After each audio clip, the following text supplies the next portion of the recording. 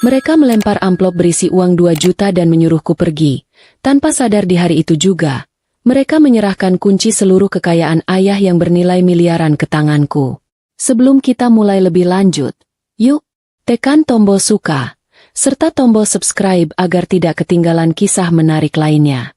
Dan jangan lupa absen asal kota Bapak Ibu di kolom komentar. Semoga rezeki kita semua dilancarkan, kesehatan kita diberkahi, dan keluarga kita selalu harmonis dalam lindungannya. Amin. Malam itu seharusnya menjadi malam istimewa. Tepat pukul 7 malam, usiaku genap 25 tahun.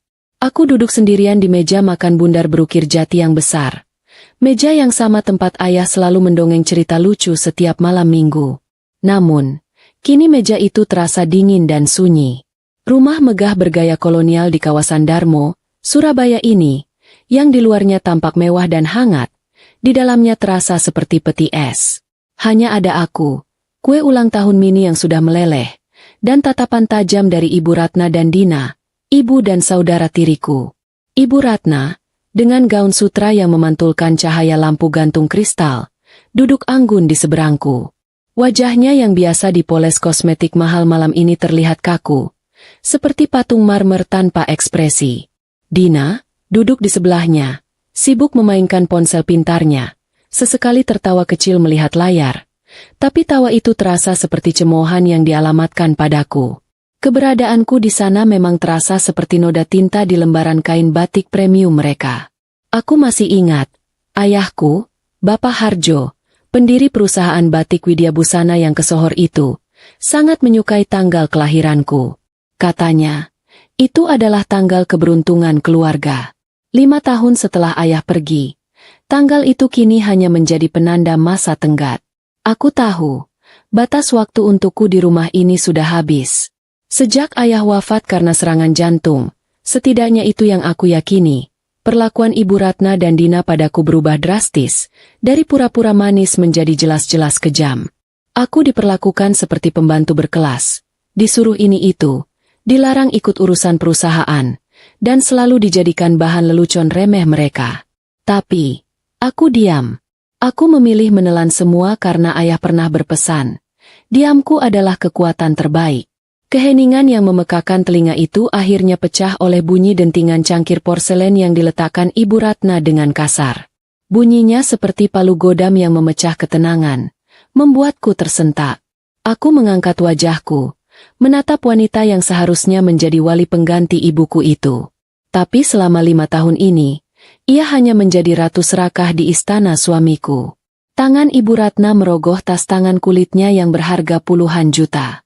Ia mengeluarkan sebuah amplop putih polos, tebal, dan meletakkannya di tengah meja. Ia mendorong amplop itu dengan ujung jari yang berkuku panjang dan dihiasi berlian, tepat ke arahku. Amplop itu meluncur di atas meja jati, berhenti di depan piring kueku. Ujung lilin yang hampir habis itu berkedip, seolah ikut menahan napas. Anggap ini hadiah ulang tahunmu yang terakhir, Aisyah.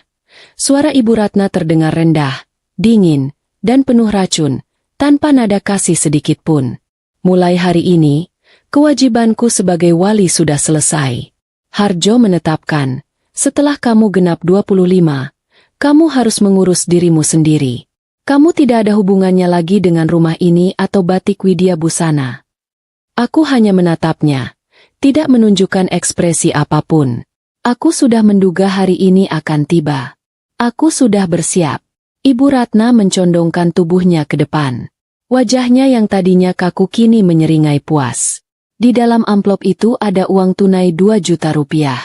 Aku anggap itu sebagai pesangon terakhir dariku. 2 juta. Lumayan, kan? Cukup untuk menyewa kamar kos petak di pinggiran kota sana. Jauh dari sini. Anggap ini uang bekalmu untuk hidup mandiri. Hatiku tidak sakit. 5 tahun terakhir telah membuat hatiku sekeras beton. 2 juta rupiah. Jumlah yang sangat menghina bagi mereka yang setiap akhir pekan menghabiskan belasan juta hanya untuk belanja tas atau makan malam di restoran paling mahal di Tunjungan Plaza. Mereka melemparkan uang itu seolah aku adalah pengemis yang baru saja lulus sekolah. Harusnya kamu bersyukur, Aisyah. Seharusnya kamu sudah diusir sejak ayahmu meninggal. Tapi mama ini baik hati, memberi kamu tempat tinggal dan makan gratis selama 5 tahun. Timpal Dina, akhirnya meletakkan ponselnya. Tawa kecilnya tadi kini berubah menjadi senyum mengejek yang membuatku muak. 2 juta sudah bagus. Jangan berharap banyak-banyak. Kamu itu cuma anak tiri yang tidak berguna bagi perusahaan. Mereka berdua menunggu. Mereka menunggu aku menangis. Mereka menunggu aku memohon, menjerit, atau setidaknya marah. Mereka ingin melihat keputusasaanku, agar mereka bisa merasakan kemenangan yang total. Aku menarik napas dalam-dalam, mengumpulkan setiap helai ketenangan yang aku miliki. Tidak, aku tidak akan memberi mereka kepuasan itu. Aku mengulurkan tanganku perlahan, mengambil amplop putih itu. Aku merasakan tebalnya lembaran uang di dalamnya. 2 juta. Aku buka sedikit ujungnya, mengintip sekilas, lalu aku tersenyum tipis. Senyum itu bukan senyum terima kasih, melainkan senyum penuh arti yang membuat Ibu Ratna dan Dina saling berpandangan dengan kening berkerut. Reaksiku yang terlalu tenang justru membuat mereka bingung. Terima kasih, Bu, kataku dengan suara yang stabil, jauh lebih tenang dari yang kukira. Aku terima uangnya. Aku akan menggunakannya dengan baik. Aku menutup kembali amplop itu dan meletakkannya di sisi kanan piringku. 2 juta itu, aku berjanji pada diriku, akan menjadi simbol. Simbol awal dari kehancuran mereka. Dina berdeham. Bagus. Kalau sudah mengerti, sekarang ambil barangmu dan pergi. Sebelum satpam yang mengantarmu keluar. Aku tidak beranjak. Aku membungkuk sedikit. Mengambil tas kerja lusuh yang kusembunyikan di bawah kakiku sejak tadi. Itu tas usang milik ayah, yang dulu selalu ayah bawa saat ayah mengajariku cara menghitung laba dan rugi perusahaan di akhir pekan. Dari dalam tas itu, aku mengeluarkan sebuah map coklat muda yang tebal. Map itu terlihat sangat resmi, dengan stempel dari sebuah kantor hukum ternama di Jakarta. Aku meletakkan map itu di meja, mendorongnya pelan ke arah Ibu Ratna. Tepat di tempat ia tadi melemparkan amplop 2 juta itu.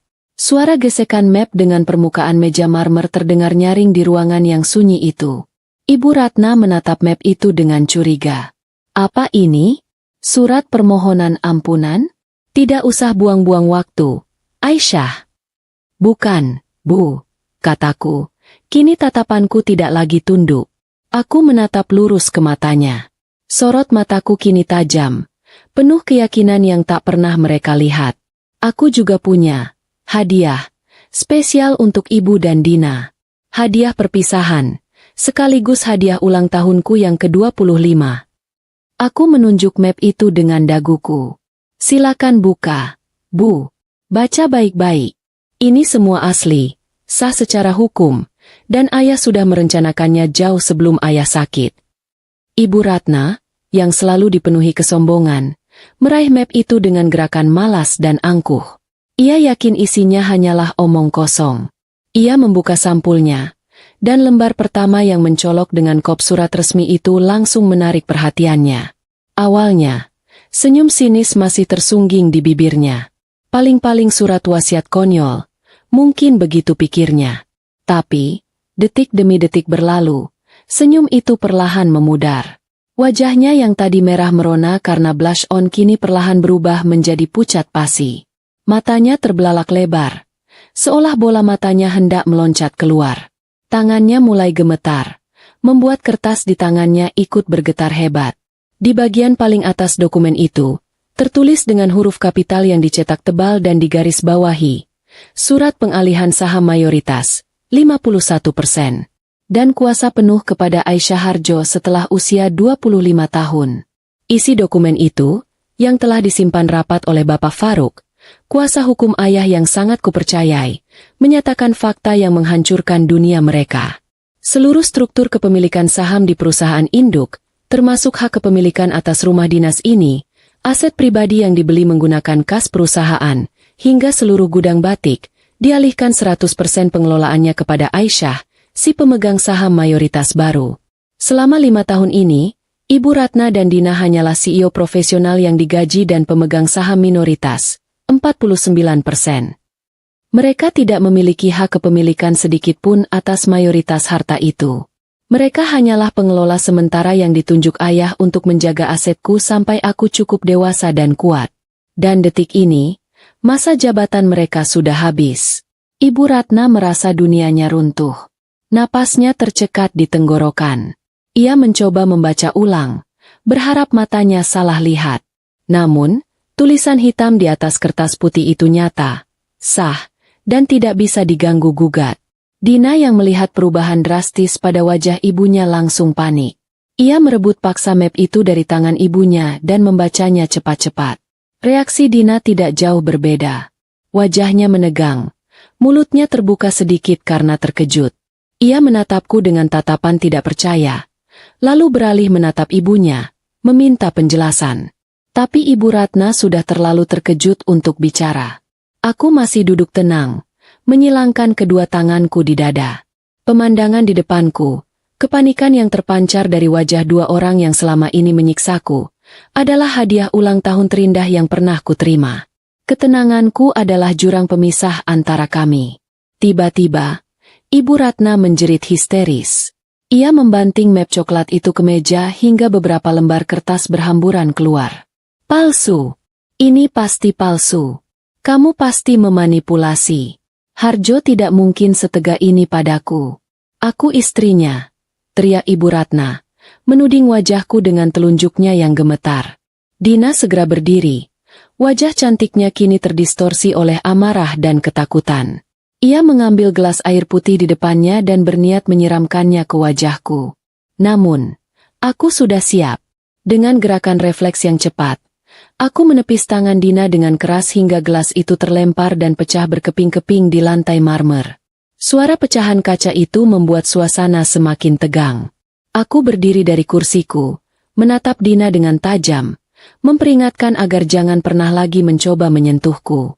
Aku beralih menatap Ibu Ratna, yang masih meracau menuduhku penipu. Dokumen itu asli, Bu, kataku, suaraku lantang dan tegas. Ayah sudah tahu sifat asli Ibu dan Dina. Ayah tahu kalian hanya mencintai hartanya, bukan keluarganya. Beliau membuat perwalian ini untuk melindungiku, dan untuk memastikan hartanya tidak jatuh ke tangan yang salah. Dokumen ini sah secara hukum. Mau Ibu menyewa pengacara termahal di Surabaya pun, tidak akan bisa mengubahnya. Dina, yang tidak terima, mencoba meraih kembali map itu. Ia berniat merobek kertas-kertas tersebut. Percuma, Dina, potongku. Itu hanya salinan.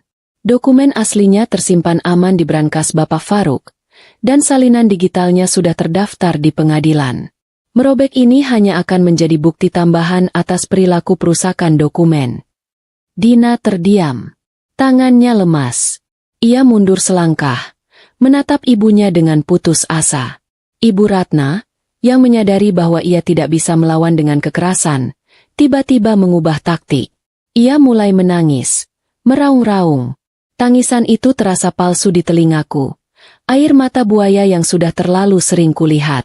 Ia mencoba mengingatkanku tentang jasa-jasanya, merawatku, memohon belas kasihan. Di sini, aku harus memberikan jeda emosional, sedikit humor ironis, untuk memecah kebekuan. Aku hanya menatapnya datar.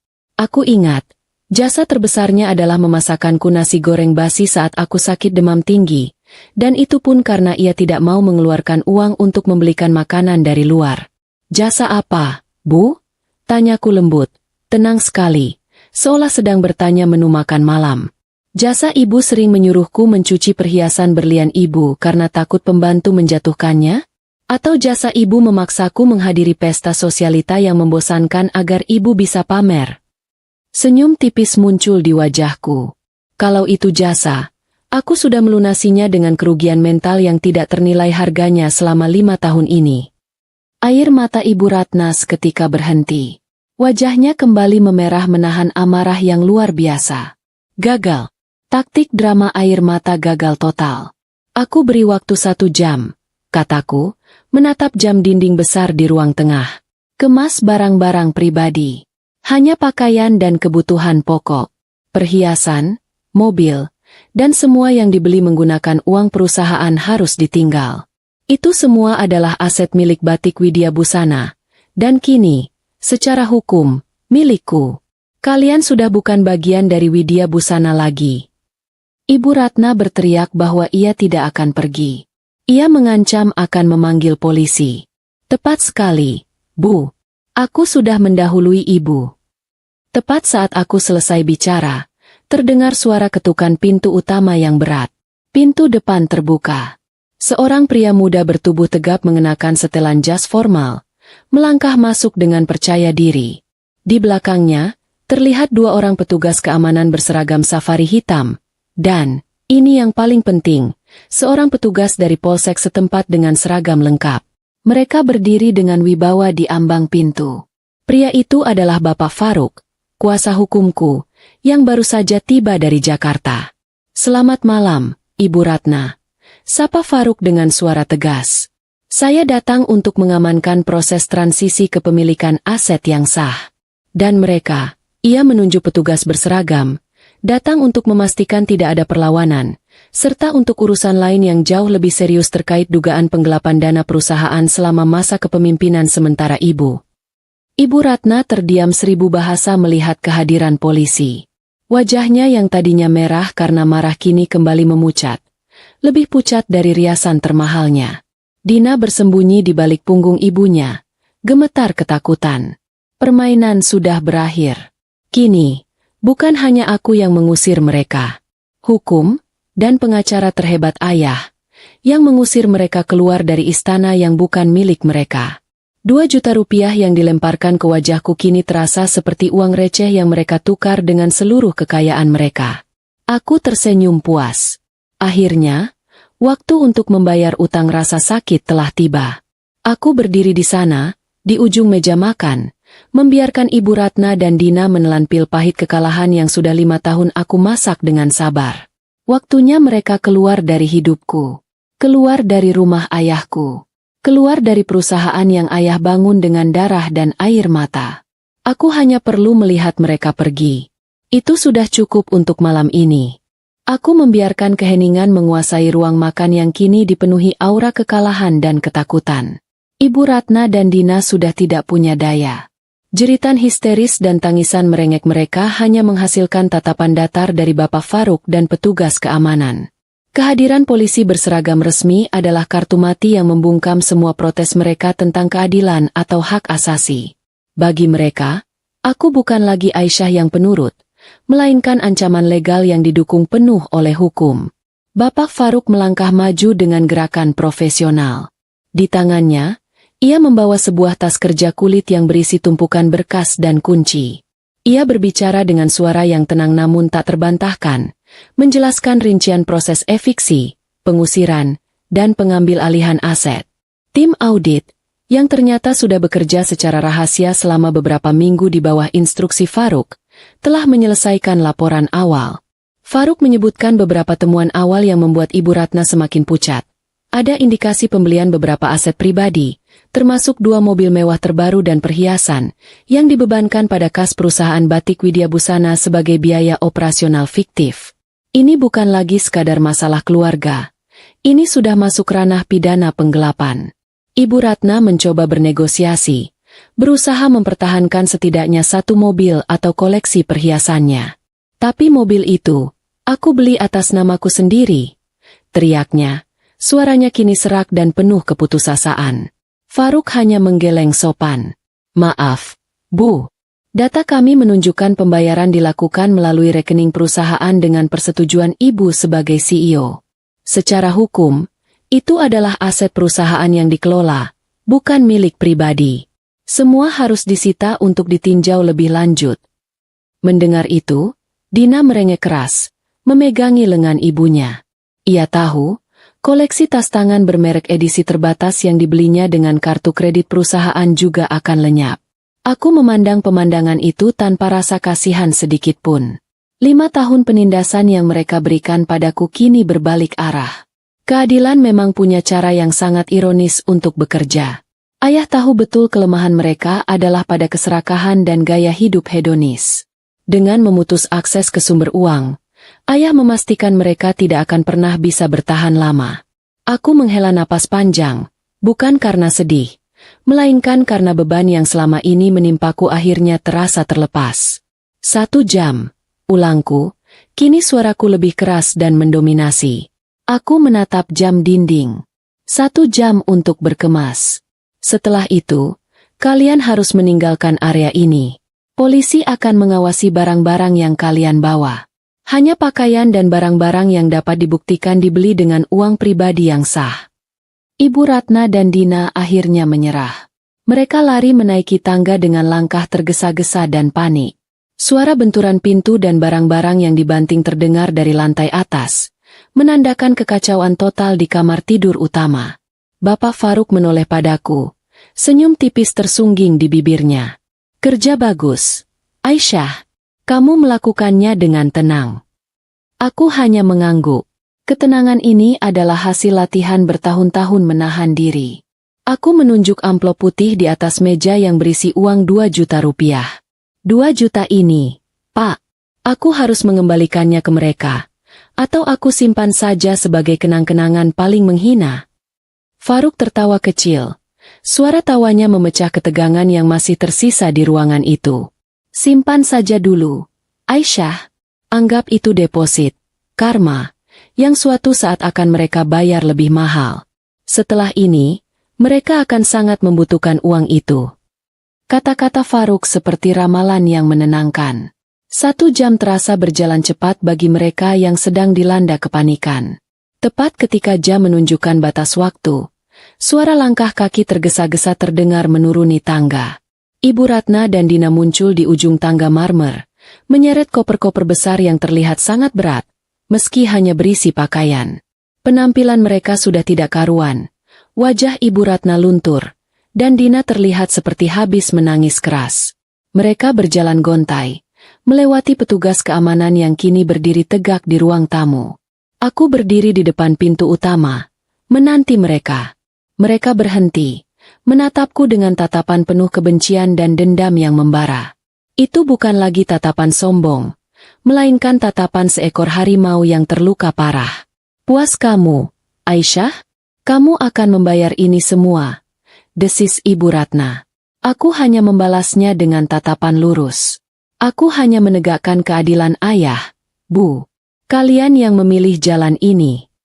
Mereka menyeret koper mereka menuju garasi. Ibu Ratna menuju ke sedan mewahnya, simbol status sosialnya. Ia menekan tombol kunci di tangannya, berharap mendengar bunyi bip yang familiar. Tapi mobil itu diam, mati total. Ia panik, menekan tombol berkali-kali. Dina ikut merengek. Mereka butuh kendaraan untuk pergi dari kawasan elit ini. Bapak Faruk, yang mengikuti kami ke garasi, tersenyum sopan. Mobil itu, Bu, sudah kami lumpuhkan dari jarak jauh. Itu terdaftar sebagai aset perusahaan. Kuncinya sudah tidak berfungsi. Faruk menjelaskan bahwa tim IT sudah mereset sistem keamanan mobil tersebut. Harapan terakhir mereka untuk pergi dengan sedikit harga diri kini hancur. Mereka harus berjalan kaki. Faruk menyarankan mereka menuju pos keamanan depan di mana taksi atau ojek daring mungkin mangkal. Pemandangan itu sungguh ironis. Ibu Ratna, yang seumur hidupnya tak pernah menyentuh aspal jalanan tanpa karpet mobil mewah, kini harus menyeret koper-koper beratnya keluar dari kompleks perumahan elit itu, disaksikan oleh beberapa tetangga yang diam-diam menonton dari balik pagar. Aku melihat punggung mereka menghilang di balik gerbang besi. Suara roda koper yang beradu dengan paving blok jalanan terdengar keras, seperti melodi kematian bagi era kekuasaan mereka. Setelah gerbang otomatis itu tertutup, aku kembali masuk ke dalam rumah. Rumah ini terasa luas, sunyi, dan untuk pertama kalinya, benar-benar milikku.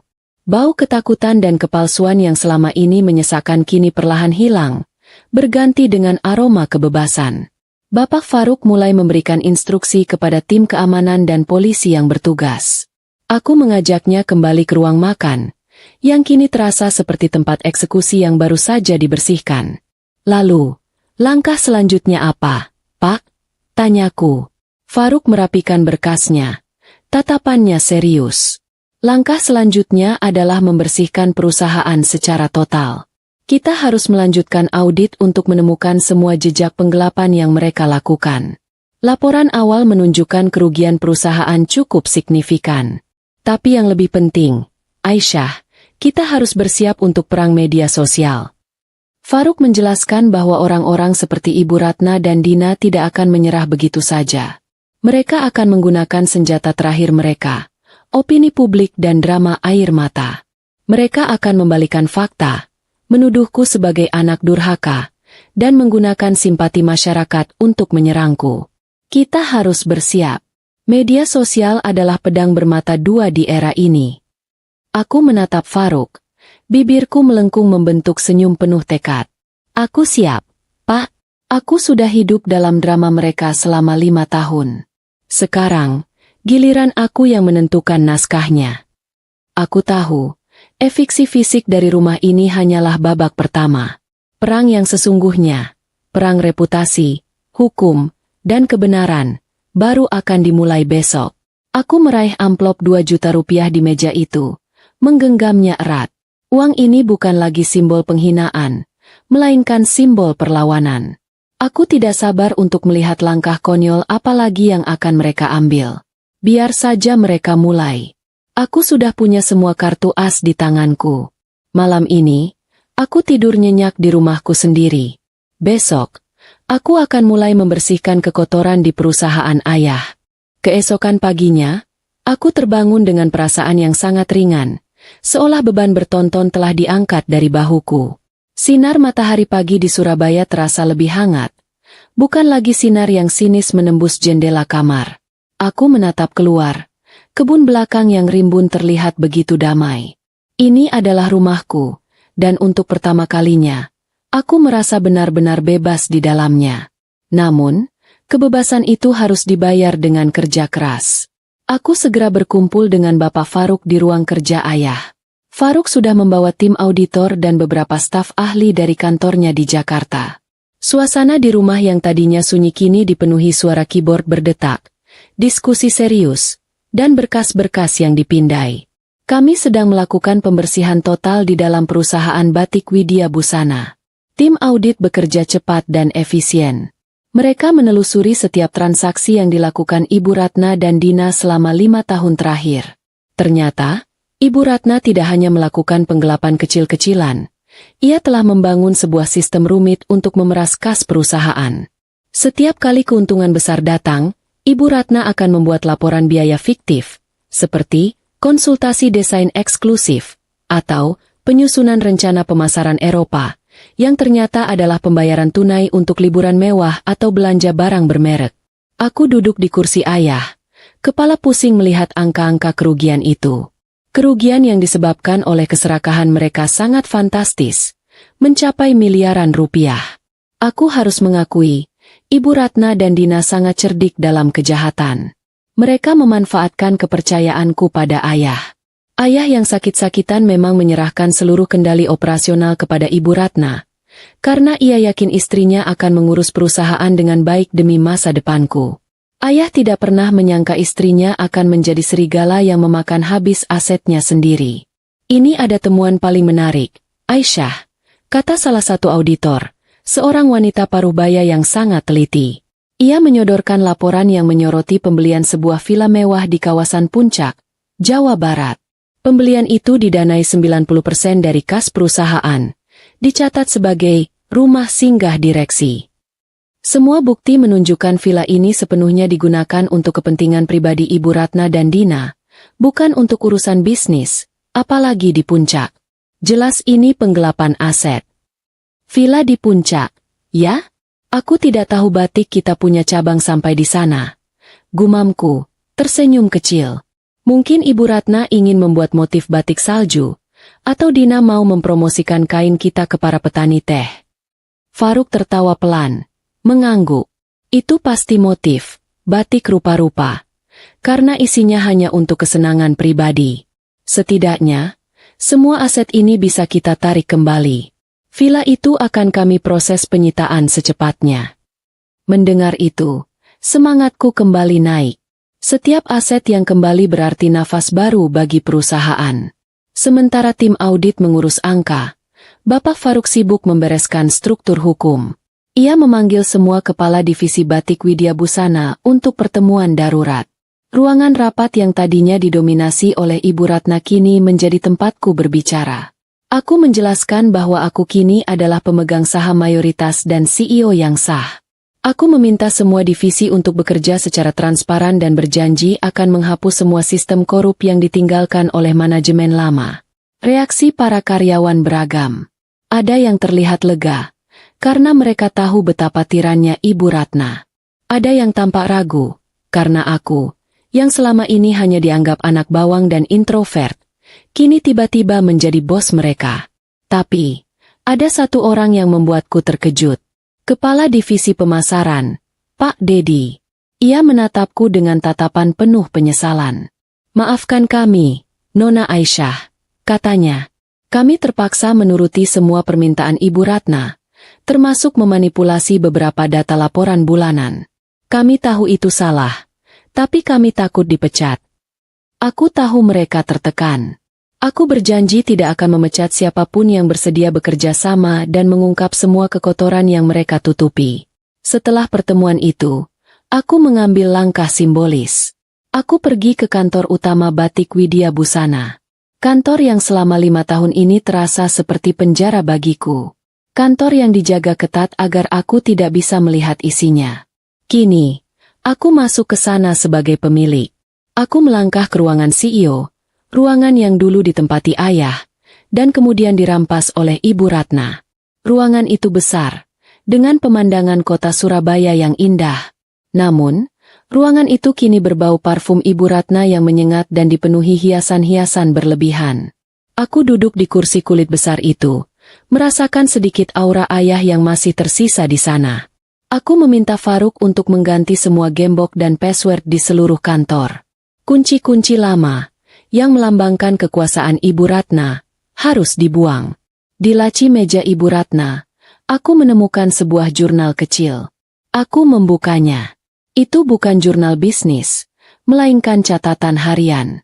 Isinya penuh dengan cibiran dan keluhan tentang betapa bodohnya aku, betapa lambatnya aku, dan betapa mereka berharap aku segera pergi dari kehidupan mereka. Ada pula rencana-rencana besar yang mereka susun, termasuk menjual sebagian besar saham perusahaan kepada investor asing tanpa sepengetahuanku, agar mereka bisa pensiun dini dengan uang tunai melimpah. Aku menyadari betapa jahatnya hati manusia. Jurnal itu mengukuhkan kembali keputusanku. Aku tidak boleh memberi mereka ampunan. Apa yang mereka tanamkan padaku adalah kebencian, dan aku akan membalasnya dengan keadilan yang setimpal. Malam itu, saat semua berkas penting telah diamankan dan kantor sudah berganti kunci, Bapak Faruk mengajakku makan malam di luar. "Aisyah, kamu sudah sangat kuat. Ayahmu pasti bangga. Sekarang, persiapkan dirimu. Piring sudah pecah, dan drama akan segera dimulai," katanya. Aku tersenyum. Yakin. Aku sudah menyiapkan mental sejak lama. Aku adalah pemegang saham mayoritas Batik Widya Busana. Aku bukan lagi anak bawang. Biarkan saja Ibu Ratna dan Dina mencoba langkah konyol mereka yang berikutnya. Aku akan menunggu dengan sabar. Besok, aku tahu pasti, berita tentang pengusiran mereka akan menyebar. Dan di zaman ini, berita buruk tidak butuh waktu lama untuk sampai ke tangan mereka yang sedang kelaparan di kontrakan. Aku hanya perlu menunggu serangan pertama mereka. Aku sudah siap. Kabar kejatuhan Ibu Ratna dan Dina menyebar sangat cepat. Jauh lebih cepat dari yang aku duga. Berita pengusiran itu menjadi gosip paling hangat di kalangan sosialitas Surabaya. Namun, kabar tersebut sampai ke telinga mereka yang baru saja terusir dengan versi yang sudah dimiringkan. Mereka kini mendekam di sebuah kontrakan sempit di kawasan padat. Udara di sana pengap dan lembab. Sangat kontras dengan kamar berpendingin udara yang baru saja mereka tinggalkan. Aku tahu mereka tidak akan diam. Mereka tidak punya kemampuan untuk memulai bisnis baru, dan mereka terlalu sombong untuk mencari pekerjaan biasa. Satu-satunya aset yang mereka miliki saat ini adalah wajah cantik Dina dan kemampuan akting Ibu Ratna yang luar biasa. Dan senjata mereka adalah opini publik. Dina Dengan sisa-sisa koneksi internet dan ponsel pintar mahal yang ia selamatkan, mulai menyusun rencana. Ia tahu bahwa di era ini, drama keluarga yang viral bisa menghancurkan reputasi secepat kilat. Ia mengatur pencahayaan di kontrakan agar tampak remang-remang dan menyedihkan. Ia sengaja tidak menyisir rambutnya dan membiarkan matanya terlihat bengkak. Pemandangan itu adalah modal yang sempurna untuk konten mengemis simpati. Di dalam video berdurasi 3 menit yang ia unggah ke berbagai platform media sosial, Dina berakting dengan sangat meyakinkan. Air mata palsunya menetes tepat pada waktunya. Ia menceritakan kisah yang diputarbalikkan 180 derajat. Kami adalah korban. Aku dan ibuku diusir tengah malam oleh Aisyah. Dia adalah saudara tiri yang selama ini terlihat alim, tapi hatinya iblis. Suara Dina terdengar lirih, namun penuh tekanan emosional yang dramatis. Aisyah memanipulasi surat wasiat ayah kami. Dia tidak menyisakan kami uang sepeser pun. Kami dipaksa keluar dari rumah peninggalan ayah hanya karena keserakahan Aisyah. Dina menggambarkan Ibu Ratna sebagai sosok ibu sambung yang penuh kasih, yang telah mengurusku dengan sabar, tapi dibalas dengan pengkhianatan keji. Ia memohon bantuan netizen untuk memviralkan kebenaran versi mereka, menuntut keadilan dari tangan saudari tiri durhaka yang memakai hijab tapi berhati batu. Video itu meledak. Algoritma menyukai drama keluarga yang sensasional dan konflik antara si polos teraniaya melawan si jahat berhijab. Dalam hitungan jam, video Dina ditonton jutaan kali. Komentar membanjiri, sebagian besar berisi hujatan dan kutukan padaku. Netizen yang tidak tahu duduk perkara langsung menghakimi. Aku dilabeli sebagai serigala berbulu domba, wanita munafik, dan berbagai julukan menyakitkan lainnya. Foto-fotoku dari akun media sosial lama diambil, disebarkan, dan dijadikan target kebencian massal. Dampak dari video itu terasa sampai ke kantor pusat Batik Widya Busana. Suasana menjadi tegang. Para karyawan mulai berbisik-bisik, melirikku dengan tatapan aneh. Reputasi perusahaan ikut tercemar. Bapak Faruk masuk ke ruang kerjaku dengan wajah khawatir. Ia menunjukkan tabletnya yang menampilkan grafik sentimen publik yang anjlok drastis. Aisyah, ini gawat. Kita harus segera bertindak. Citra perusahaan jatuh. Kita harus merilis pernyataan pers resmi untuk membantah semua tuduhan ini, kata Faruk, nadanya mendesak. Klarifikasi dengan teks dan kata-kata saja tidak cukup, Pak, kataku, menatap lurus ke jendela. Aku sudah memperkirakan serangan ini. Membantah dengan kata-kata hanya akan membuat netizen berpikir aku sedang membela diri. Mereka menjual drama. Kita tidak bisa membalasnya dengan jargon hukum yang kaku. Lalu, apa rencanamu? Tanya Faruk. Ia tampak gelisah. Aku tersenyum tipis. Aku memutar pena di jariku, memikirkan langkah selanjutnya yang harus mematikan. Aku akan menangani ini dengan cara yang lebih elegan. Cara yang akan membungkam mereka tanpa perlu aku banyak bicara. Karena, Pak, kebenaran tidak perlu berteriak untuk didengar.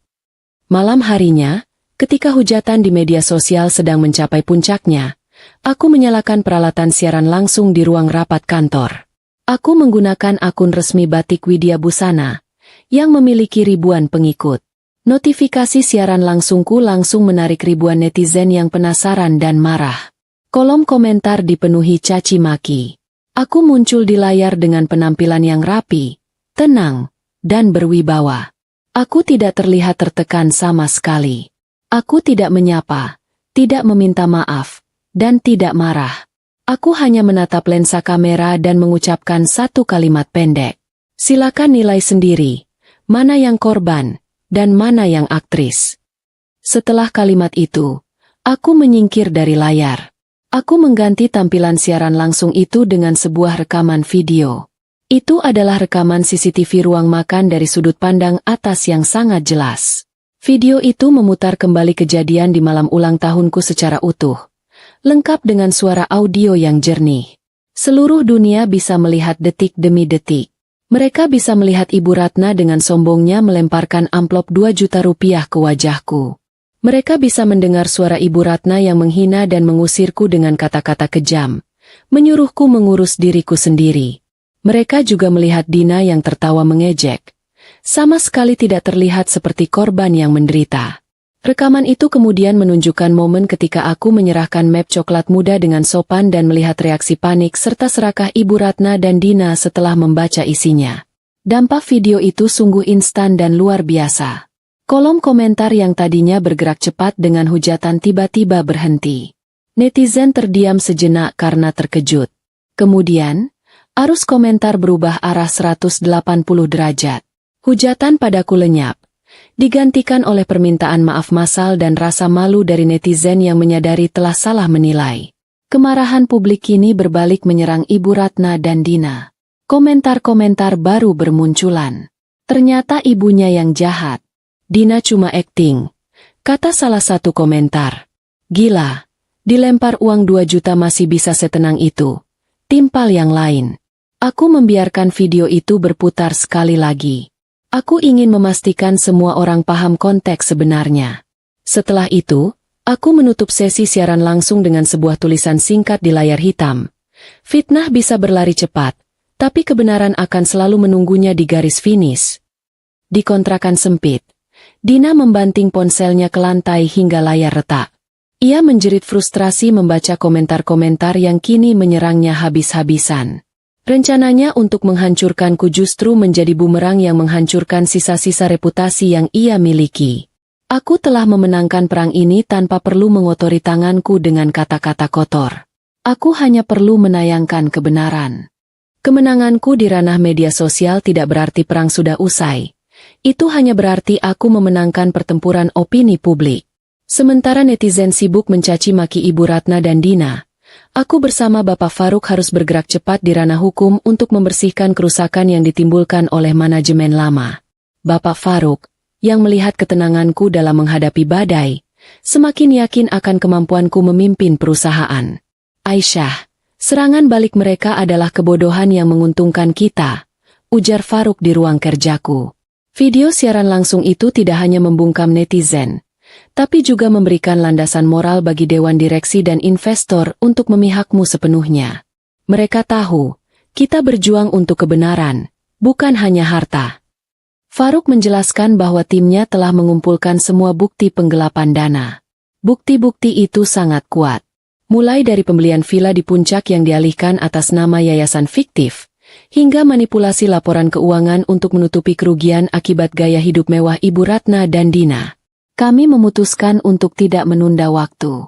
Kami harus segera menyajikan bukti-bukti ini ke ranah publik dan hukum secara resmi, sebagai tindak lanjut atas pengambil alihan aset. Pada sore harinya, Bapak Faruk mengadakan konferensi pers di kantor Batik Widya Busana. Faruk, dengan postur tubuh yang tegak dan suara yang meyakinkan, menyajikan data-data audit kepada para wartawan dari berbagai media di Surabaya. Ia tidak hanya membantah tuduhan Dina, tetapi juga menyerang balik dengan fakta-fakta yang jauh lebih serius. Kami tidak hanya bicara tentang pengusiran, tegas Faruk, menunjuk layar proyektor yang menampilkan tabel kerugian. Kami bicara tentang kerugian perusahaan hingga miliaran rupiah akibat dugaan penyelewengan dana.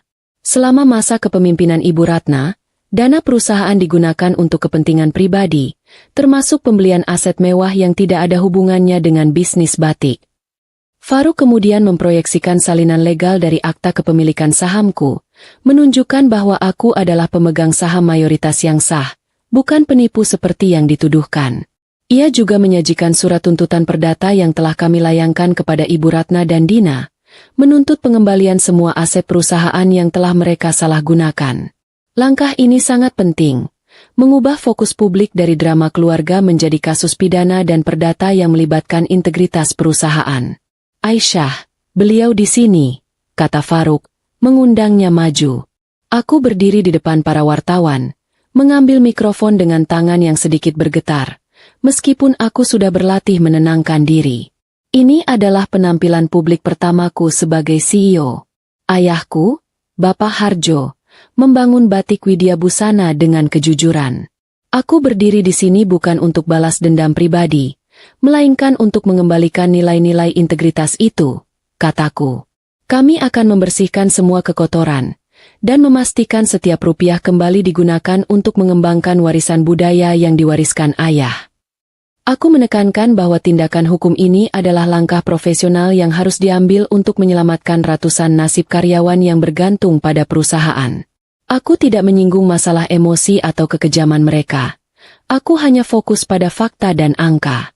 Strategi ini berhasil. Wartawan dan publik mulai melihatku sebagai pemimpin muda yang berintegritas, bukan sekadar anak tiri yang dendam. Sementara itu, di kontrakan sempit, kehidupan Ibu Ratna dan Dina berubah drastis menjadi neraka. Uang tunai mereka menipis. Harapan mereka satu-satunya adalah menjual barang-barang mewah yang mereka bawa. Mereka mencoba menjual perhiasan dan beberapa tas bermerek di toko barang bekas mewah di Tunjungan Plaza. Mereka memasuki toko itu dengan sisa-sisa kesombongan, berharap mendapatkan sambutan hangat seperti dulu. Namun, pemilik toko menyambut mereka dengan tatapan dingin. Aku butuh sedikit ironi untuk menunjukkan kekalahan mereka. Ibu Ratna meletakkan tas-tas itu di meja kaca, menyebutkan harga jual yang tinggi. Pemilik toko memeriksanya dengan teliti. Setelah beberapa menit yang menegangkan, pemilik toko itu mendorong tas-tas itu kembali ke arah Ibu Ratna. "Maaf, Bu. Kami tidak bisa menerima barang rongsokan," kata pemilik toko itu datar. "Rongsokan? Ini barang asli, dibeli di Eropa," bentak Ibu Ratna, menahan malu. Pemilik toko itu hanya tersenyum sinis. Ia menjelaskan dengan detail bahwa tas-tas itu ternyata adalah barang palsu dengan kualitas super, dibeli dari reseller yang biasa dibayar oleh Ibu Ratna untuk menghindari pajak impor. Jahitannya tidak rapi, jenis kulitnya berbeda, dan kode serinya tidak terdaftar. Ibu Ratna selama ini telah ditipu oleh teman sosialitanya sendiri. Tas yang ia kira bernilai ratusan juta, hanya laku dijual dengan harga sangat menyedihkan di pasar loak pinggiran. Mereka pulang ke kontrakan dengan tangan kosong dan perut lapar. Semua aset yang mereka kira bisa menyelamatkan mereka kini hanya sampah tak berharga. Harga diri mereka hancur. Bahkan lebih parah daripada saat diusir dari rumah. Kalah di ranah hukum, kalah di ranah reputasi, dan kini kalah di ranah materi. Mereka terpojok. Di tengah keputusasaan itu, aku tahu Ibu Ratna akan memikirkan cara terakhir. Cara yang paling kotor dan mematikan. Ia tidak akan mengemis. Ia akan mencari sekutu baru, sekutu yang memiliki kebencian yang sama terhadap batik Widya Busana. Aku sudah menduga, langkah selanjutnya adalah bersekongkol dengan musuh bisnis ayah, dan aku harus bersiap untuk serangan itu. Karena kali ini, yang akan mereka curi bukan uang, melainkan rahasia dagang perusahaan yang menjadi nyawa kami. Kekalahan telak di depan umum dan kebangkrutan materi tidak membuat Ibu Ratna dan Dina menyerah. Sebaliknya, rasa malu dan dendam itu justru membakar akal sehat mereka, mendorong mereka ke batas keputusasaan yang berbahaya. Aku tahu, setelah semua jalan legal dan drama media sosial tertutup, mereka akan mencari jalan pintas, jalan yang melanggar hukum dan paling kotor. Di kontrakan sempit itu, Ibu Ratna mondar-mandir seperti harimau terluka. Ia tidak lagi memikirkan uang untuk makan, tetapi uang untuk membalas dendam. Dengan sisa tenaga dan koneksi lama, ia membuka buku telepon kunonya. Targetnya jelas. Pak Burhan, pemilik perusahaan garmen kompetitor yang sudah lama mengincar rahasia teknologi pewarnaan dan desain premium batik Widya Busana. Ayah pernah memberitahuku bahwa Burhan adalah orang yang licik dan tidak akan segan menggunakan cara kotor untuk menjatuhkan lawan bisnisnya. Setelah beberapa kali percakapan rahasia, kesepakatan gelap pun tercapai. Pak Burhan bersedia membayar mahal jika Ibu Ratna bisa memberikan data cetak biru, blueprint, produk koleksi busana batik premium terbaru yang akan diluncurkan perusahaanku 3 bulan ke depan. Data itu adalah nyawa perusahaan, hanya dipegang oleh segelintir orang kunci, termasuk aku dan Bapak Faruk, kuasa hukum sekaligus penasihat strategis. Ibu Ratna tahu ia tidak bisa masuk ke sistem perusahaan, karena semua aksesnya sudah diputus. Ia menyadari bahwa titik lemahku adalah pada orang-orang terdekatku. Dan targetnya adalah Bapak Faruk. Ibu Ratna memandang Dina, putri kandungnya yang masih muda dan memiliki wajah menarik. Dina, dengan segala pesonanya, adalah satu-satunya aset yang tersisa. Rencana busuk itu pun disusun. Dina harus mendekati Faruk, merayunya, membuatnya lengah, dan mencuri data rahasia dari laptop atau ponselnya. Dina, yang sudah kehilangan segalanya, awalnya ragu. Ia tahu Faruk adalah pria berintegritas dan cerdas. Namun, bayangan kembali hidup mewah, jauh dari lingkungan kontrakan yang pengap dan bau, lebih menggiurkan daripada rasa takut akan kegagalan. Dina setuju. Ia mengeluarkan gaun malam terbaiknya, yang ia sembunyikan di tumpukan terbawah koper. Ia merias diri dengan maksimal, menutupi wajah lelahnya dengan riasan tebal, agar ia kembali tampak seperti putri sosialita yang memikat.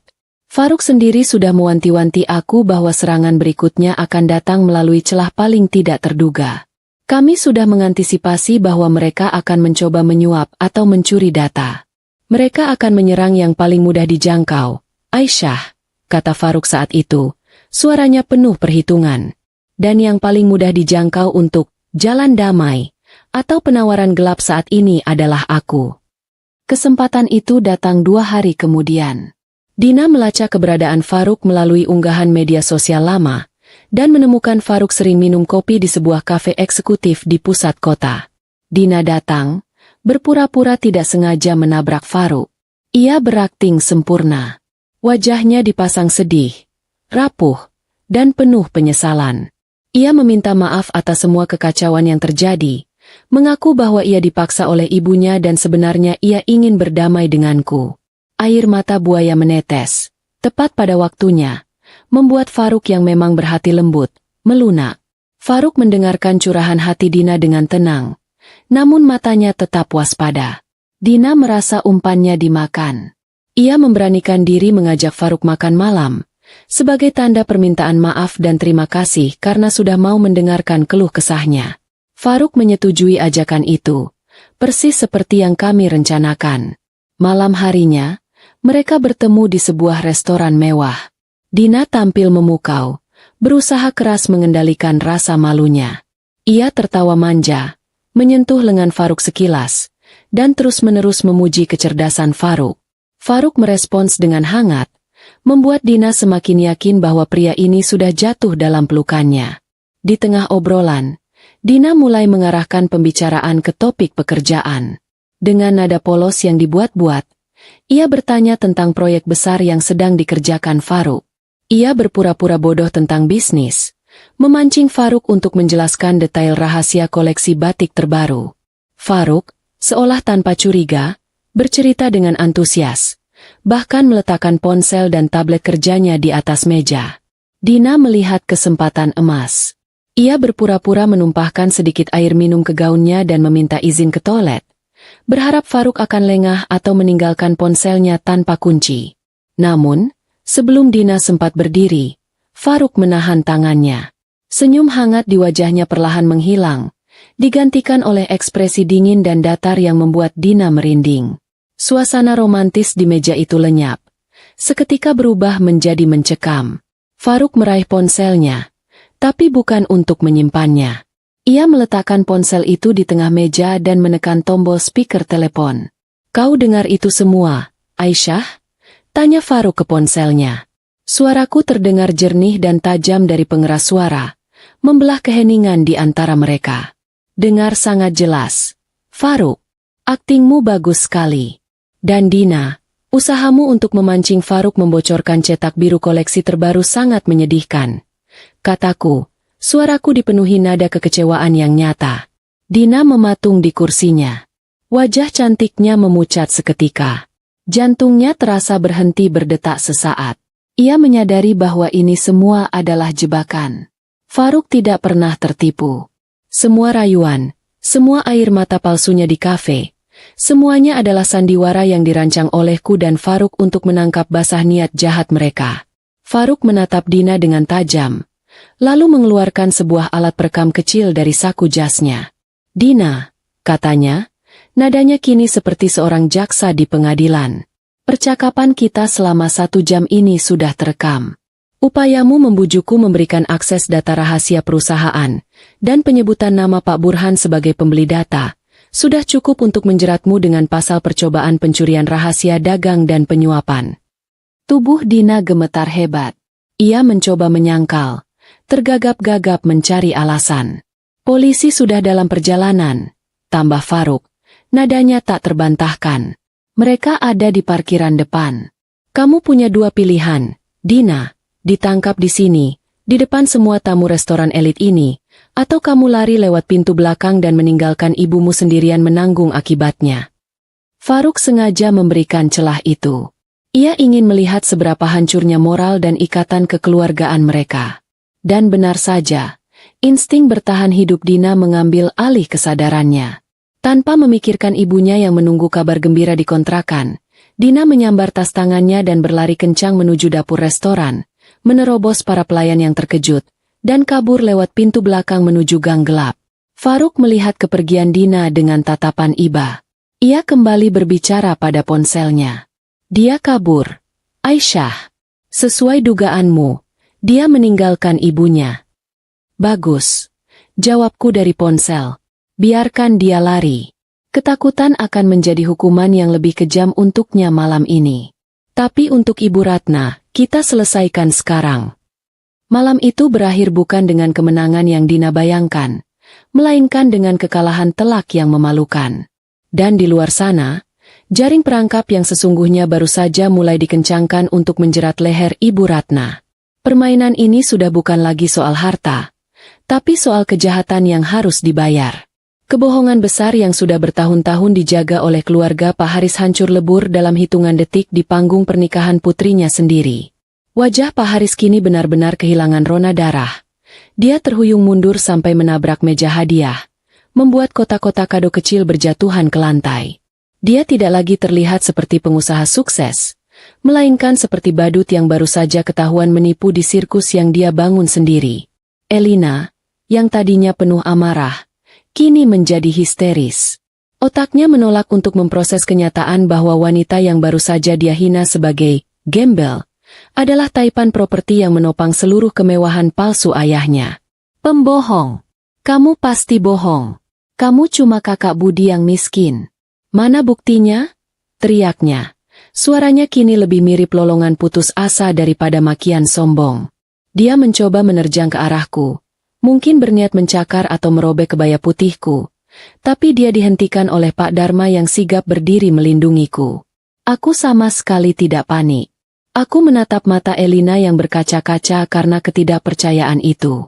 Aku mengalihkan pandanganku ke arah amplop coklat kusam yang tergeletak di lantai, di dekat tempat sampah. Amplop yang beberapa menit lalu dia buang dengan jijik. Kamu mau bukti? Tanyaku pelan. Suaraku menggetarkan. Aku melangkah ke arah amplop itu, membungkuk, dan memungutnya dengan gerakan yang sangat tenang. Aku membersihkan debu di permukaannya dengan jariku, memperlakukannya dengan hormat, seolah itu adalah artefak berharga. Aku berjalan kembali ke tengah panggung, ke tempat Budi berdiri mematung. Aku menyerahkan amplop itu kepada Budi. Buka, nak, tunjukkan pada mereka. Perintahku. Budi, dengan tangan gemetar yang masih memegang sisa-sisa harapan, membuka amplop itu perlahan. Di dalamnya, tersembunyi beberapa lembar kertas. Budi menarik keluar selembar cek bank yang masih utuh dan berkilau. Dia mengangkat cek itu tinggi-tinggi, membiarkan lampu kristal di atas menyinarinya. Semua mata di aula kini terfokus pada angka yang tertera jelas di sana. Bukan angka jutaan, bukan angka puluhan juta. Angka itu menunjukkan nominal 10 miliar rupiah. Ini, kata Budi, suaranya tercekat. Ini adalah cek tunai senilai 10 miliar rupiah. Keheningan yang mencekik itu kembali, lebih dalam, lebih tebal dari sebelumnya. 10 miliar. Sebuah nominal yang bisa membuat Pak Haris dan Elina terbebas dari semua utang mereka yang melilit. Aku tidak berhenti di situ. Budi mengeluarkan lembar kertas kedua. Sebuah kunci kartu akses berwarna emas murni. Dan ini, lanjut Budi, matanya menatap Elina dengan penuh kekecewaan. Ini adalah kunci kartu akses untuk 1 unit villa pribadi yang lunas dibayar, di kawasan Puncak. Kak Sari menyiapkannya sebagai rumah masa depan untuk kita berdua. Tanpa hutang, tanpa cicilan. Elina dan Pak Haris yang mendengar nominal cek dan melihat kunci emas itu langsung ambruk. Bukan pingsan, tapi ambruk karena penyesalan yang luar biasa besar. Wajah Elina yang tadinya penuh amarah kini dipenuhi rasa sakit, seolah dia baru saja menyadari bahwa dia membuang berlian senilai 10 miliar ke tempat sampah, hanya karena amplopnya kusam. Ibu Elina, yang selama ini hanya menonton dari belakang, tiba-tiba menerobos kerumunan dan langsung bersimpuh di kakiku, mengabaikan gaun mewahnya yang kotor. Dia menangis meraung-raung. Air mata dan riasan wajahnya luntur tak keruan. Maafkan kami, Nona. Kami salah. Kami hanya bercanda. Itu cuma ujian untuk Budi. Kami sangat mencintai Budi. Tolong, jangan batalkan pernikahan ini. Ambillah kami sebagai besanmu. Berikan cek itu pada kami. Racaunya. Aku menatap Ibu Elina yang berlutut di kakiku, lalu menatap Elina yang kini merangkak mendekat. Wajahnya memelas. Semua kesombongannya hilang ditelan angka 10 miliar. Permintaan maafmu terlambat, Ibu, kataku dingin, tanpa sedikit pun rasa iba. Dan uang 10 miliar ini, bukan untuk membeli harga diri. Aku memberi isyarat kepada Budi. Dia mengerti. Aku menyerahkan keputusan akhir kepada Budi, adikku yang sudah kubesarkan dengan kasih sayang. Dan aku tahu, dia tidak akan mengecewakanku. Dia akan memilih harga diri, di atas segalanya. Dina berlari tanpa tujuan, menembus ganggang sempit di belakang restoran mewah itu. Nafasnya memburu kasar, bercampur dengan air mata yang membuat riasannya luntur dan memalukan. Sepatu hak tingginya sudah ia lepas dan ia jinjing di tangan. Rasa takut dikejar polisi jauh lebih menyakitkan daripada lecet di kakinya. Ia membenci dirinya sendiri. Membenci Faruk yang cerdik, dan yang paling parah, ia mulai membenci Ibu Ratna, yang telah menjadikannya pion dalam permainan yang fatal ini. Setelah memastikan tidak ada mobil polisi yang mengejarnya, Dina menaiki taksi tua dengan uang tunai terakhirnya.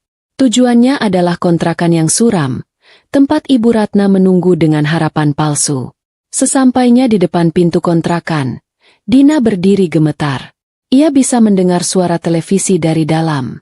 Ibu Ratna pasti sedang menunggu, membayangkan Dina pulang membawa cek yang akan membuat mereka kaya raya kembali. Dina menarik napas panjang, lalu mendorong pintu kayu rapuh itu dengan kasar. Pintu terbuka menghantam dinding.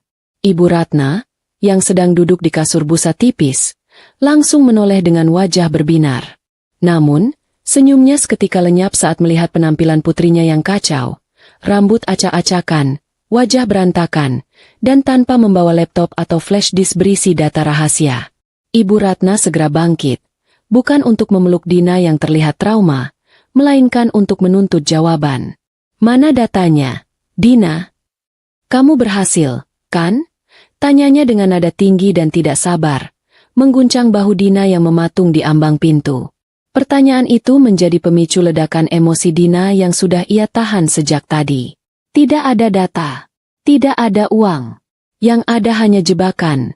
Teriak Dina histeris. Ia menceritakan bagaimana Faruk mempermainkannya, bagaimana percakapan mereka direkam, dan bagaimana ia nyaris tertangkap polisi. Ia menumpahkan semua kekesalan dan ketakutannya. Namun, alih-alih bersimpati, wajah Ibu Ratna justru memerah karena marah. Ia menampar pipi Dina dengan keras. Suara tamparan itu menggema di ruangan sempit yang lembab. Anak tidak berguna. Bodoh. Kamu menghancurkan satu-satunya kesempatan kita untuk balas dendam, maki Ibu Ratna. Ia menuduh Dina kurang pintar merayu, kurang cantik, dan hanya bisa menyusahkan orang tua. Tamparan itu menyadarkan Dina sepenuhnya. Selama ini, ia selalu menjadi boneka yang patuh demi mendapatkan kasih sayang ibunya. Tapi malam ini, ia sadar, Ibu Ratna tidak pernah mencintainya. Ibunya hanya mencintai ambisi dan keserakahannya sendiri. Dina mulai tertawa. Tawa yang sumbang dan terdengar gila. Ia mundur beberapa langkah, menunjuk wajah ibunya dengan jari telunjuk yang gemetar. Ini semua salahmu, Bu. Kamu yang terlalu serakah. Kamu yang meremehkan Aisyah. Kamu yang membuat kita jatuh. Teriak Dina. Suaranya naik ke puncak amarah. Pertengkaran itu semakin memanas. Ibu Ratna yang tidak mau disalahkan, balik menyerang mental Dina. Ia mengungkit semua biaya yang ia keluarkan untuk membesarkan Dina, menyebut putrinya sebagai benalu. Emosi Dina memuncak hingga ke titik didih. Akal sehatnya hilang ditelan amarah. Mulutnya tanpa sadar meneriakkan rahasia kelam yang selama bertahun-tahun terkubur rapat di dasar neraka keluarga mereka. Setidaknya aku bukan pembunuh, Bu, teriak Dina lantang. Ruangan seketika hening mencekam. Ibu Ratna terdiam, matanya melotot. Tapi Dina tidak berhenti. Ia terus mencerca. Aku tahu apa yang ibu lakukan 5 tahun lalu. Aku melihatnya. Aku melihat ibu menukar botol obat jantung Ayah Harjo dengan obat lain yang dosisnya mematikan. Kamu membunuh Ayah Harjo perlahan agar bisa menguasai hartanya lebih cepat. Ibu Ratna panik luar biasa. Ia menerjang maju, mencoba membekap mulut Dina dengan tangannya, menyuruh Dina diam karena takut tetangga mendengar. Mereka bergulat di lantai yang kotor, saling cakar dan saling jambak. Ibu Ratna mendesis di telinga Dina, mengakui perbuatannya dengan bangga, namun mengancam Dina. Memang aku yang menukar obat itu. Harjo sudah curiga dengan penggelapan dana yang kulakukan dan berencana menceraikanku. Membunuhnya adalah satu-satunya cara untuk menyelamatkan diri dan mengamankan warisan. Ibu Ratna mengancam akan melakukan hal yang sama pada Dina jika berani buka mulut lagi. Tanpa mereka sadari, di atas lemari pakaian plastik yang reot di sudut ruangan, duduk sebuah pajangan miniatur menara Surabaya. Pajangan itu adalah milikku, yang dulu Dina ambil paksa sebagai bentuk bullying. Saat pengusiran terjadi, aku sengaja membiarkan Dina membawanya. Di dalam mata miniatur menara yang terbuat dari kaca itu, tersembunyi sebuah mikrofon nirkabel berteknologi tinggi yang terus berkedip samar. Alat penyadap itu aktif, menangkap setiap desahan napas, setiap teriakan, dan setiap pengakuan dosa yang keluar dari mulut Ibu Ratna dan Dina yang sedang saling mangsa itu. Jauh di menara gading perkantoran, di dalam ruang kerjaku yang dingin dan sunyi, aku duduk tegak di kursiku. Aku mengenakan headphone besar. Wajahku basah oleh air mata yang mengalir deras, membasahi pipiku. Tanganku mencengkeram pegangan kursi. Di hadapanku, Bapak Faruk berdiri dengan wajah tegang, mendengarkan rekaman yang sama melalui pengeras suara komputer. Pengakuan itu terdengar sangat jelas. Suara Dina yang menuduh, dan suara Ibu Ratna yang membenarkan, serta menjelaskan motif pembunuhannya, demi uang dan menghindari perceraian. Itu adalah bukti yang tak terbantahkan. Bukti yang selama 5 tahun ini aku cari dalam diam. Ayahku tidak meninggal karena sakit alami. Ayahku dibunuh oleh wanita yang tidur di sebelahnya. Aku melepas headphoneku perlahan. Dadaku terasa sesak oleh rasa sakit yang luar biasa. Namun di saat yang sama ada rasa lega yang membuncah. Kepingan puzzle terakhir telah ditemukan. Aku menghapus air mataku dengan punggung tangan. Tatapanku berubah menjadi sangat dingin, setajam pisau bedah. Aku menatap Faruk dan mengangguk pelan. Faruk mengerti arti anggukan itu tanpa perlu kata-kata. Waktu untuk bermain-main sudah habis. Sekarang adalah waktunya untuk eksekusi terakhir. Darah harus dibayar dengan darah, Pak, bisikku lirih. Lebih kepada diriku sendiri. Tapi aku akan membuat mereka membayarnya dengan sisa hidup mereka di balik jeruji besi. Di luar sana, langit Jakarta tampak gelap gulita, seolah sedang bersiap menurunkan badai untuk mencuci dosa-dosa manusia yang ada di bawahnya. Setelah mendapatkan rekaman pengakuan pembunuhan itu, aku dan Bapak Faruk bekerja semalaman. Bukti rekaman diserahkan kepada pihak kepolisian, yang kemudian segera bergerak cepat mengamankan surat perintah penangkapan. Kami memutuskan bahwa penangkapan Ibu Ratna dan Dina tidak boleh dilakukan secara diam-diam. Keadilan harus ditayangkan, bukan untuk memamerkan kekuasaan, tetapi untuk mengembalikan nama baik ayah secara utuh. Kami sepakat untuk menjadikan acara peresmian pergantian kepemimpinan dan pengumuman restrukturisasi perusahaan sebagai panggung final. Keesokan harinya, Ibu Ratna menerima sebuah surat undangan resmi dari kantor hukum Faruk. Surat itu berisi undangan VIP untuk menghadiri acara peluncuran besar koleksi premium batik Widya Busana di salah satu hotel bintang 5 paling mewah di Surabaya. Di dalamnya terselip catatan tulisan tangan dari Faruk. Aisyah ingin berdamai dan membeli kebisuanmu. Datanglah malam ini. Kita bahas kompensasi dan uang tutup mulut yang pantas agar rahasia perusahaan tetap aman. Melihat surat itu, mata Ibu Ratna langsung berbinar. Ia yakin aku ketakutan setelah Dina nyaris membocorkan rahasia perusahaan ke Pak Burhan. Logika piciknya langsung muncul. Aku pasti takut data itu benar-benar bocor dan menghancurkan perusahaanku, sehingga aku memilih menyerah dan menyuap mereka.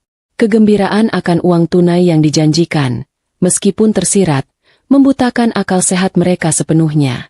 Mereka menghabiskan sisa uang terakhir mereka untuk menyewa gaun pesta dan menata rambut di salon murahan. Mereka ingin tampil sebagai pemenang, menunjukkan kepada dunia bahwa mereka belum habis. Ibu Ratna mengenakan gaun merah menyala yang terlalu ketat, sementara Dina mengenakan gaun hitam dengan belahan tinggi. Mereka memoles wajah dengan riasan tebal, menyembunyikan jejak lelah dan bekas pertengkaran semalam. Malam harinya, mereka tiba di hotel. Ballroom itu didekorasi dengan sangat megah. Para tamu undangan, terdiri dari investor, pejabat bank, dan rekan bisnis papan atas, memenuhi ruangan.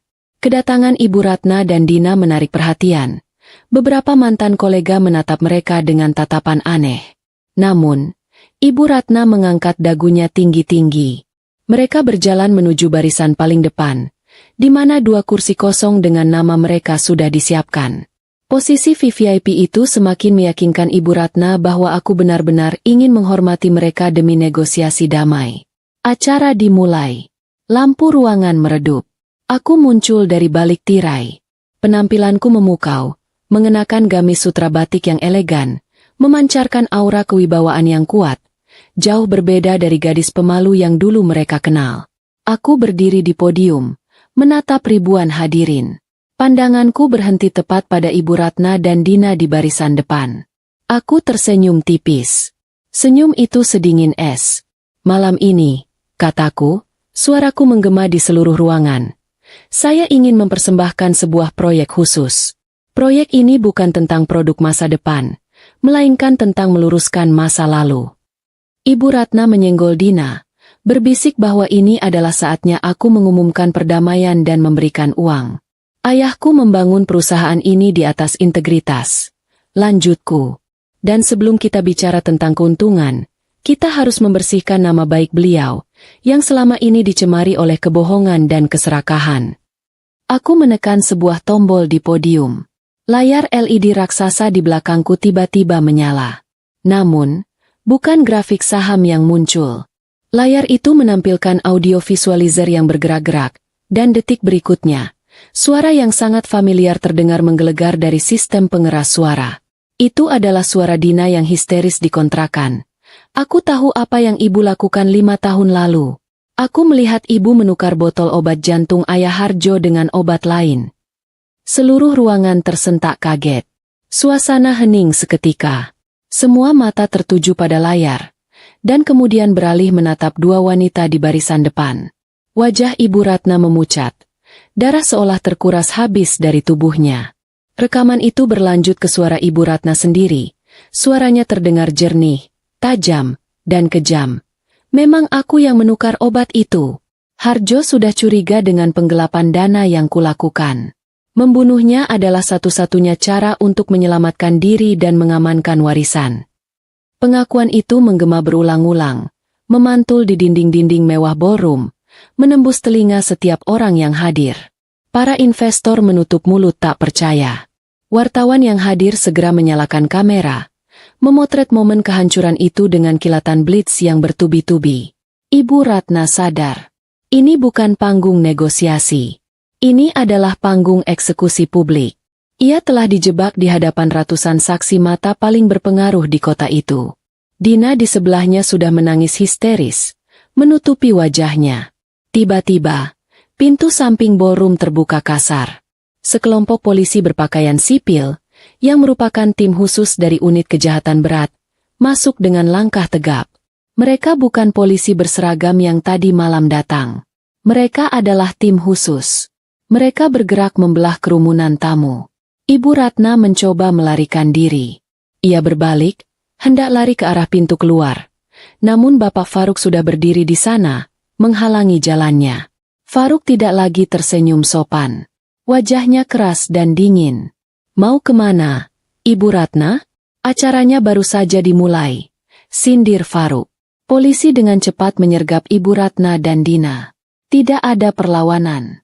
Tenaga mereka sudah habis disedot oleh rasa syok. Tangan Ibu Ratna, yang penuh cincin imitasi, ditarik kasar ke belakang punggungnya.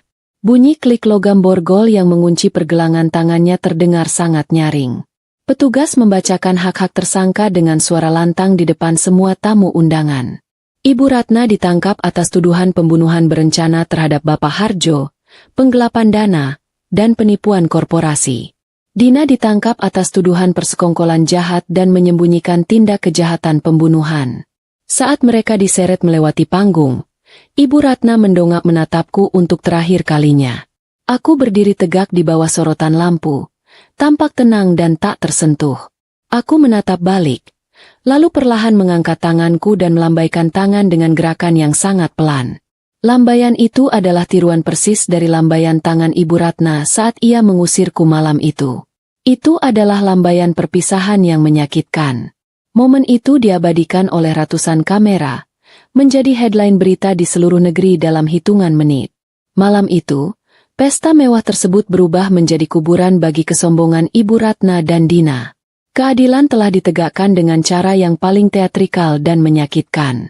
Suasana di kantor polisi malam itu terasa sangat berbeda dari kemewahan ballroom hotel yang baru saja mereka tinggalkan. Dinding kusam berwarna abu-abu, lampu neon panjang yang berkedip-kedip dengan suara dengungan rendah, dan aroma karbol yang menyengat menyambut kedatangan Ibu Ratna dan Dina. Mereka digiring masuk melalui pintu belakang. Tangan mereka masih terborgol erat di belakang punggung. Tidak ada perlakuan istimewa. Petugas memperlakukan mereka sama seperti tersangka kasus kriminal biasa. Mereka dipisahkan, dimasukkan ke dalam ruang pemeriksaan yang terpisah. Dina diinterogasi di sebuah ruangan kecil dengan meja besi yang dingin, sementara bayangan wajahnya yang berantakan memantul di cermin kaca satu arah. Rasa takut akan kehancuran total masa depannya mencekiknya. Penyidik masuk, membawa tumpukan berkas tebal. Tanpa basa-basi, penyidik memutar kembali rekaman suara pengakuan mereka yang tadi diperdengarkan di hotel. Suara Dina yang menuduh ibunya terdengar memenuhi ruangan sempit itu. Dina menutup telinganya, tidak sanggup mendengar suaranya sendiri. Penyidik menatap Dina dengan tajam dan memberikan tawaran yang mematikan. Kamu bisa mendapatkan keringanan hukuman jika bersedia menjadi saksi kunci. Ceritakan secara rinci bagaimana proses pembunuhan itu terjadi, dan buktikan kamu tidak terlibat langsung dalam eksekusi penukaran obat. Tawaran itu adalah jerat yang langsung disambut oleh Dina. Insting bertahan hidupnya mengambil alih seluruh kesadarannya. Rasa hormat dan bakti kepada Ibu Ratna seketika lenyap tak berbekas. Dengan air mata bercucuran, Dina mulai bercerita. Ia menumpahkan segala kesalahan kepada Ibu Ratna. Dina bersaksi bahwa ibunya adalah otak dari semua kejahatan ini. Ia menceritakan bagaimana Ibu Ratna sering memaksanya untuk memata-matai Ayah Harjo, bagaimana Ibu Ratna merencanakan penukaran obat berbulan-bulan sebelumnya, dan bagaimana ibunya mengancam akan membuang Dina jika berani buka mulut. Dina memosisikan dirinya sebagai korban manipulasi, mengaku hanya diam karena takut dibunuh juga oleh ibunya sendiri. Tanpa ragu sedikit pun, Dina mengkhianati darah dagingnya sendiri demi menyelamatkan dirinya dari hukuman maksimal. Sementara itu, di ruang interogasi sebelah, Ibu Ratna menghadapi situasi yang lebih panas. Ia tidak menangis, melainkan mengamuk. Ia memaki-maki polisi, menuntut untuk bertemu pengacara pribadinya, dan berteriak bahwa ini semua adalah rekayasa digital yang kubuat. Namun, polisi tidak bergeming. Mereka menunjukkan bukti tambahan yang baru saja diserahkan Faruk, hasil uji laboratorium forensik dari sisa obat yang ditemukan di tong sampah kamar Ibu Ratna 5 tahun lalu. Faruk yang curiga memang sudah mengamankan botol obat itu secara diam-diam saat ayah meninggal. Hasil lab menunjukkan dengan jelas bahwa isi kapsul obat itu telah diganti dengan zat kimia yang memicu gagal jantung. Melihat bukti telak itu, pertahanan Ibu Ratna runtuh seketika. Wajahnya pucat pasi, matanya liar mencari celah untuk kabur.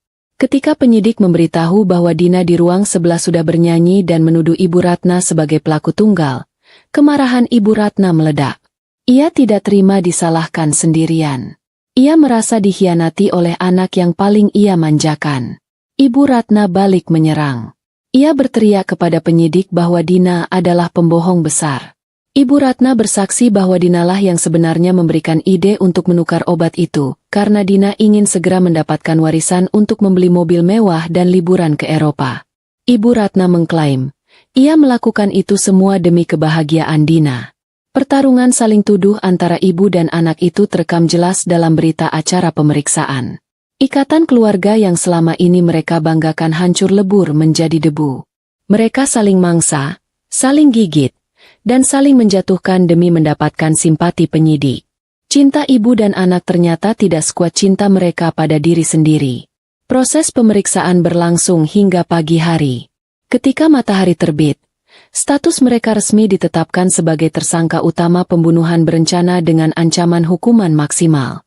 Saat mereka digelandang keluar dari ruang pemeriksaan menuju sel tahanan sementara, kejadian dramatis terjadi di lorong kantor polisi.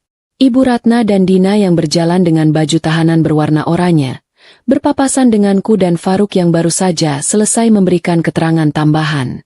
Melihatku, Ibu Ratna tiba-tiba meronta dari pegangan petugas.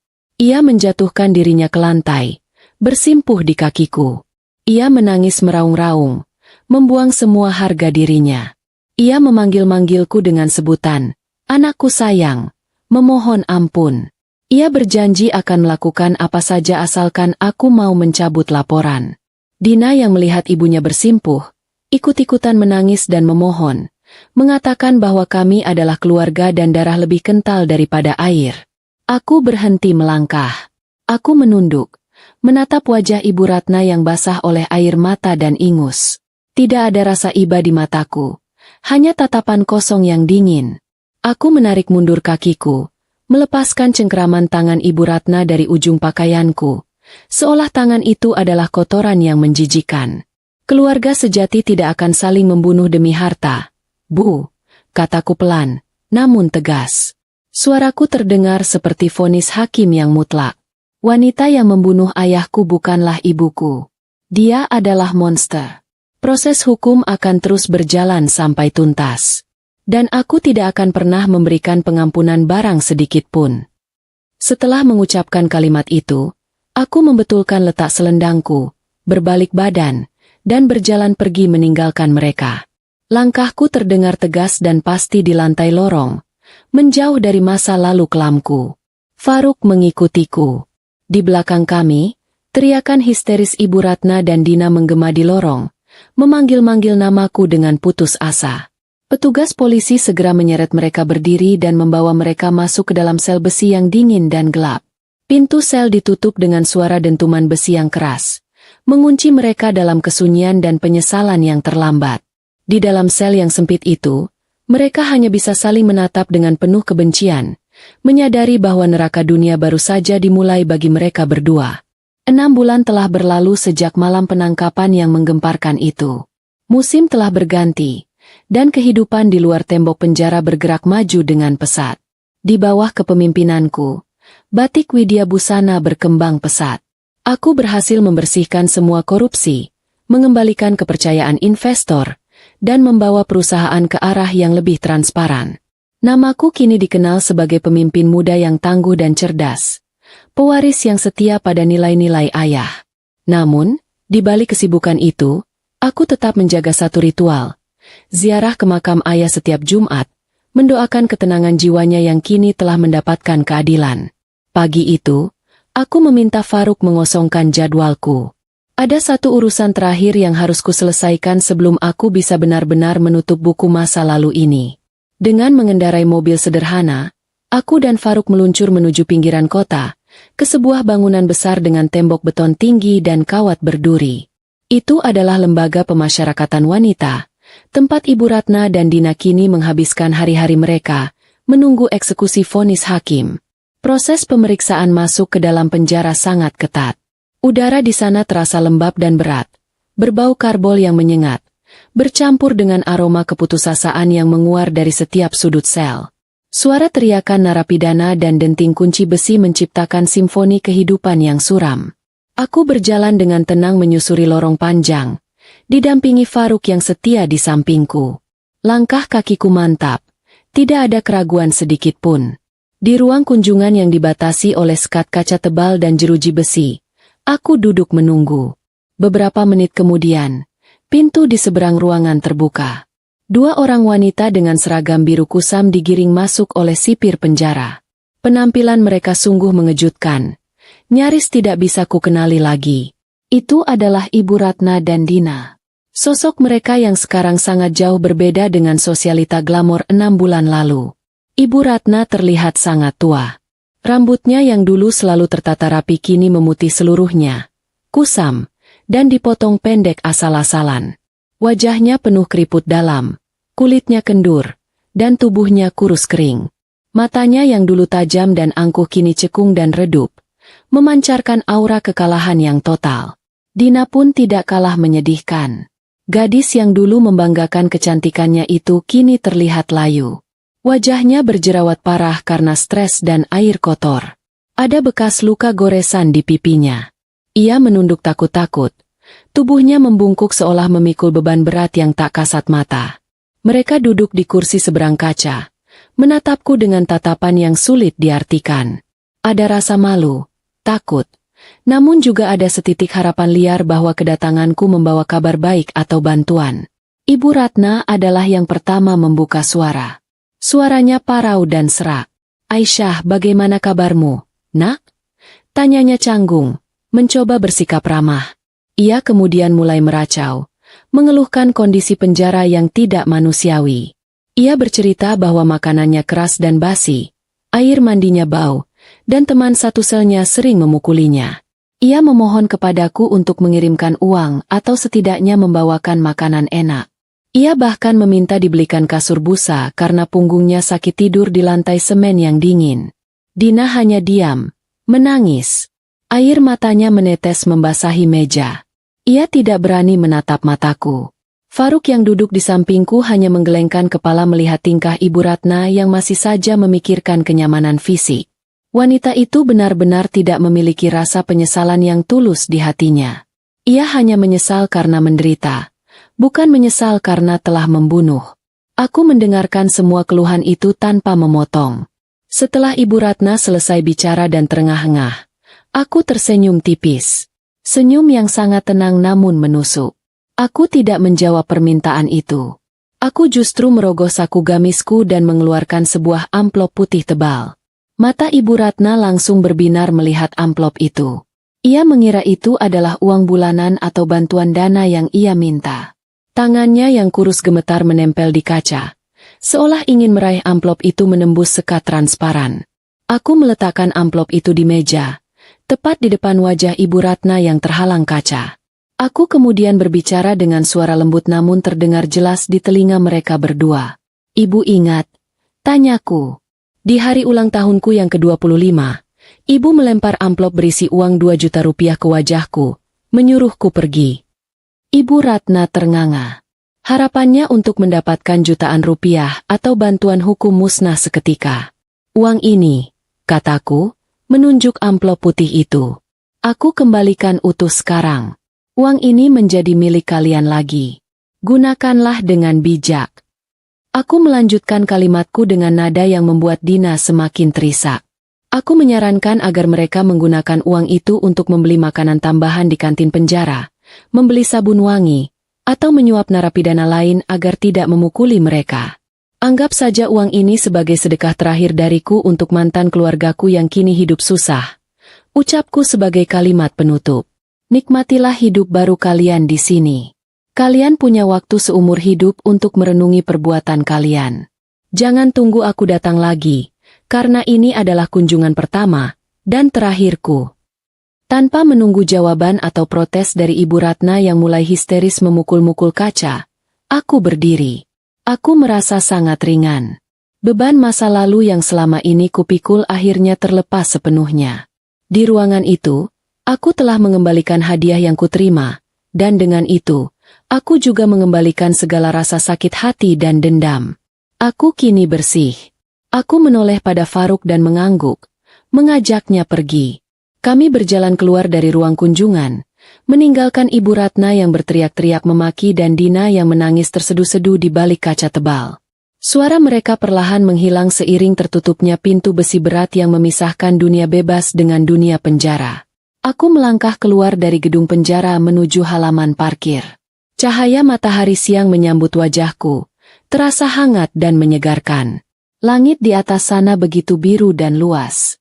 Aku menarik napas panjang, menghirup udara kebebasan yang sesungguhnya. Faruk tersenyum bangga di sampingku. Kami berjalan berdampingan menuju mobil, siap menyongsong masa depan yang cerah, meninggalkan Ibu Ratna dan Dina yang kini terkunci rapat dalam kegelapan yang mereka ciptakan sendiri. Keadilan telah ditegakkan, dan karma telah dibayar lunas.